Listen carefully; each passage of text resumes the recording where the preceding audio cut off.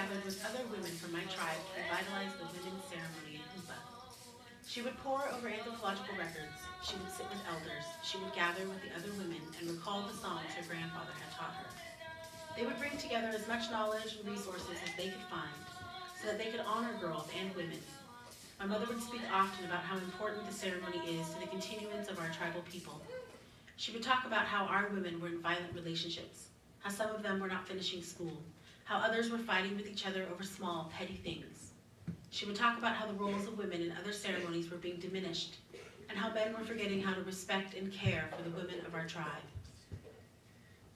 And then one night, I called her on the phone crying because I was leaving my violent, very mean boyfriend at the time, and she told me, "You were making the right decision." And I just sobbed and said, "No, Mom, he is right. I am nothing. I am worth nothing." And my mother took a deep breath and said, "Oh, Cutcha, we should have danced for you." This is what these dances mean to a people, to a community, to a society. They reverberate into all parts of our world. When we dance for each other, we create a strong, lasting foundation that will steady each and every person as they move through this often shaky space. This is what this ceremony is for. When the girl runs, she runs with the children behind her, and her face veiled with blue jay feathers. They say how she runs is how she will live her life. So if she stumbles, she must catch herself.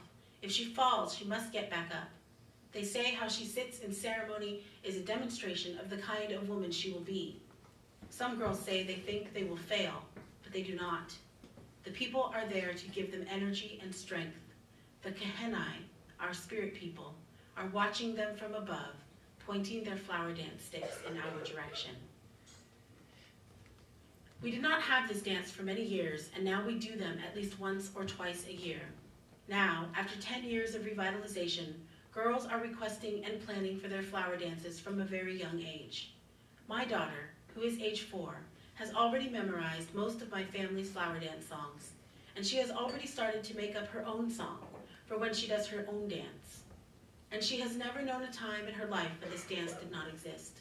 She has never known a time where women did not come together in large groups to sing, laugh, and talk. She has never known a time where men did not celebrate the importance of girls becoming women in their families. The revitalization has jump-started the healing of hundreds of years of cultural, spiritual, and gender-specific genocide and oppression. The flower dance is an act of revival and an act of survival. It confronts the colonized versions of women's roles in society and starts the process of rebuilding by encouraging the community voice to sing out together, effectively breaking the silence through dance, through song, through ceremony. So how do we heal? With ceremony. We heal ourselves, we heal each other, we heal the community, the land, the sky, the entire space in which our energy reverberates. We start with one girl, but as we all come together, as we all share and talk and laugh, and boy, do we laugh, we heal. Not just this one girl, but all the girls before, and all the girls who will come after.